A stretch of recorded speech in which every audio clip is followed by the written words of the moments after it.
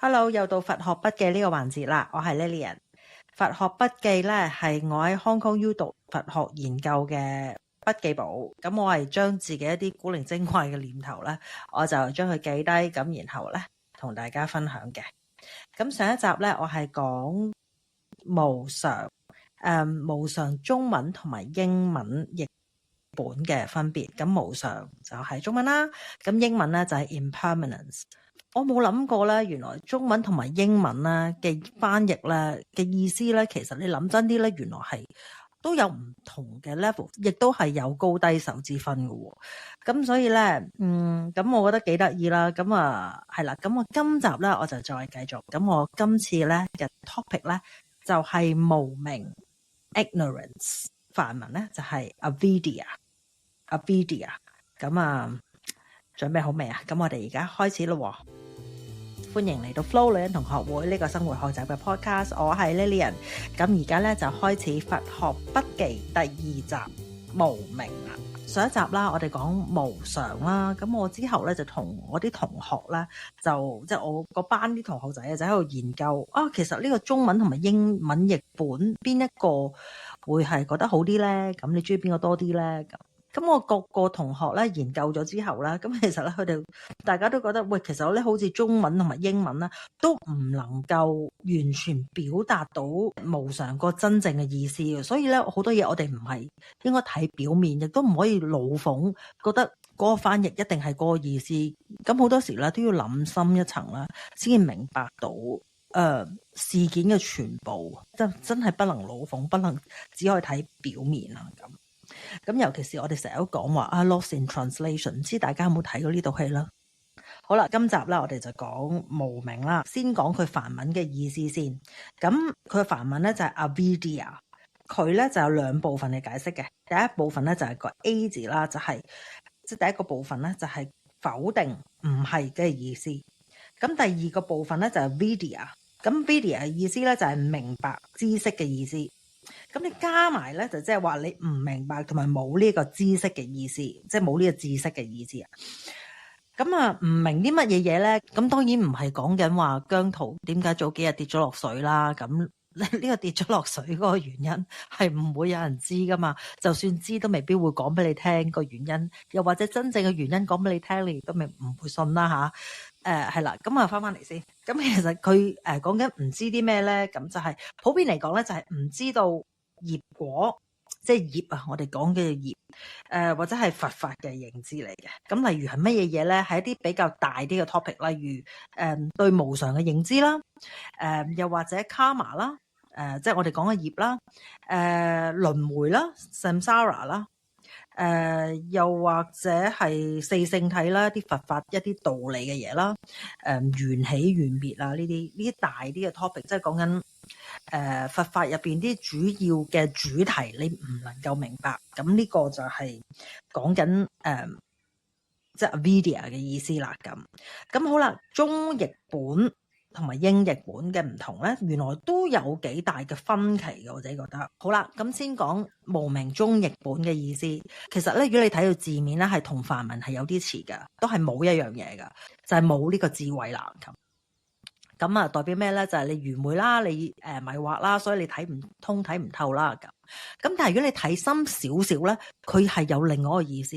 好得意嘅明咧係相對性嘅，即係你冇明嘅時候咧，就一定係黑暗嘅，就唔會咧有一個狀態咧，你唔光明又唔黑暗嘅。諗翻清楚啲，好得意嘅。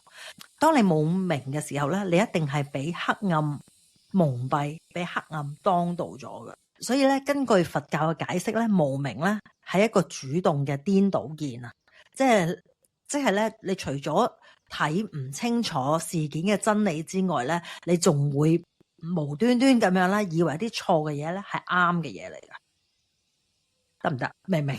所以咧，無明咧唔係冇傷害性噶，唔係淨係唔知咁簡單，你係真係會以為一啲唔等使嘅嘢咧，當咗佢係啱嘅嘢，係正確嘅嘢。咁呢個就係一個無明嘅意思。咁所以咧，要你睇翻無明啦，係一個層次幾高嘅一個解釋嚟嘅。咁好啦，咁而家到英文啦。咁英文咧相對地咧 ignorance 即係無知啦，即係如果字面上咧就係其實基本上就係一個蠢嘅意思嘅，即係蠢到隻豬嘅意思。你冇智慧就蠢咯咁，所以咧都係一個幾有貶義一個意思嚟嘅，即係你唔知咯，蠢豬咯咁樣。所以咧我有聽過咧 ignorance 唔係最準確嘅一個翻譯嚟嘅，應該係 unawareness 嘅意思就係不知道不了解咁嘅意思。即係話咧，其實咧你唔係唔識，你唔係淨係蠢咁簡單，而係你唔知道你唔識，你唔知道自己唔知，所以咧唔係一個貶義，唔係侮辱嘅字眼，而係只係講翻成件事件嘅真相，你唔明白嘅啫咁樣。咁好啦，咁啊中文同埋英文譯本啦，即係無明啦，同埋 ignorance 啦。初聽咧，我就會覺得，哇，無明使唔使去到咁深啊？使唔使咁間接啊？使唔使咁曲線話人哋蠢啊？咁英文話人哋蠢，話你豬一樣咁蠢，話你 ignorance，咁咪已經好白咯，咁已經係明咯。咁點解又要兜個圈話俾人聽？其實你冇呢個聰明咧咁我初咧就會覺得，哇，咁梗係。即係英譯本就倒啲啦，白啲啦咁。但係你諗翻一層，即係我話你蠢咧，其實咧成日俾人話噶啦，唔係蠢。咁啊，或者我話自己蠢噶啦。咁但係咧，其實你認自己蠢或者話人哋係蠢咧，係冇建樹噶嘛。即係你蠢啦，咁我蠢咪唔明咯，我蠢咪唔識咯。咁於是咁冇意思噶。你話我蠢，咁我認咗啦，咁點啊？咁你冇嘢可以再講噶嘛，正常。咁但係咧。中文嘅無明咧，我就覺得係更加有建設性嘅，因為佢除咗講你蠢之外咧，其實佢就話得好清楚，話俾你聽，你蠢在哪裏啊？就係因為原來你係冇呢個知識，唔知道睇得通一啲佛法上面嘅一啲大嘅道理，咁所以咧，你係應該要有要醒覺嘅呢個 urgency 啊，咁咧，所以其實除咗我知道我自己蠢之外咧，我係有出路噶，我係知道有 next steps 噶，我知道下一步要點樣做噶。咁原來我無明，咁我未知道個正途咯，知道個方向，我喺邊度收翻佛法一啲大道理，我會明翻咩叫無常，咩叫輪迴，咁我咪會解決到咯。咁所以咧，我就覺得，咦，其實中譯本咧係。即係真係道高一尺㗎，因為真係會幫到人㗎，就唔係好似英譯本咧我覺得咁皮毛咯咁我同啲同學喺度傾緊呢樣嘢嘅時候咧，咁佢哋就會話啊，其實會唔會係英文係方便門啊？方便門唔知你知唔知？咁聽過呢個字？方便門就唔係講叮當嗰個隨意門啊，佢意思咧就係佛陀咧就係其實好清楚啦，自己講緊啲道理啦。其實好多人咧都唔係即係啲初學者咧係會唔明㗎，咁所以咧佢會因材施教，咁會根據每個人嘅程度咧就會解釋翻你啱聽嗰個版本啦，希望你明。咁咧就係即係因材施教嘅意思啦。咁即係譬如一個例子咧，就係有啲人咧會為咗唔入地獄，唔想入地獄咧而持戒嘅。咁但係咧，亦都同時間咧，亦都會有人咧因為慈悲咧而行善嘅。咁雖然你個原因唔同，但係咧最嬲尾都係目標一致嘅。咁所以咧，方便門嘅意思咧就係即係講一啲啱聽，俾你可以入門嘅一個方法啊。希望你可以重回正軌，就係咁嘅意思。咁會唔會係其實 ignorance 咧就係即係英譯版咧就可能會唔會係本身喺西方世界入邊咧，其實整體上都比較難明佛學嗰個道理咧，咁於是咧就俾個簡單啲嘅版本，就索性就話你蠢啦，咁然後就希望大巴刮醒你，希望你可以重回正軌，明白佛陀講嘅道理咧，咁呢個我就唔知啦，咁樣即係不過我覺得幾得意就係，如果你返工有時。一定會有啲豬嘅隊友噶嘛，即係嗰啲蠢到隻豬嘅同事啦。咁你覺得你話佢蠢啦，定係話佢無明啦？